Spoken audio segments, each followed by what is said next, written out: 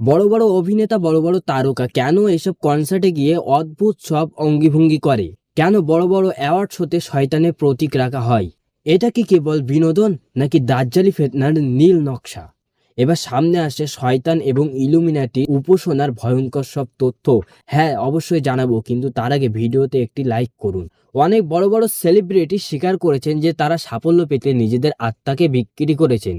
আধুনিক মিউজিক এবং মুভি ইন্ডাস্ট্রিকে ব্যবহার করে আমাদের আস্তে আস্তে তরুণ প্রজন্মকে দ্বীনি ইসলামী শিক্ষা থেকে আলাদা করা হচ্ছে। রাসূল সাল্লাল্লাহু আলাইহি ওয়াসাল্লাম অবশ্যই আমাদেরকে সাবধান করে গিয়েছেন এবং বলেছেন যে দাজ্জাল আগমনের আগে এই সবই ঘটবে এবং মানুষ চোখের দেখায় বিশ্বাস করবে এবং হালালকে হারাম মনে করবে। আল্লাহ তাআলা পবিত্র কোরআনে সূরা বাকারায় পরিষ্কার জানিয়ে দিয়েছেন যে শয়তানের পদাঙ্ককে অনুসরণ না করতে, তার কারণ শয়তান হচ্ছে প্রকাশ্য শত্রু।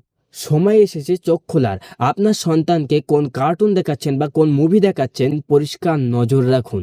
আধুনিক সভ্যতার এই বড় রঙিন দুনিয়া আসলে বড় এক গর্ত। আপনার ঈমান রক্ষা করা এখন সব থেকে বড় চ্যালেঞ্জ।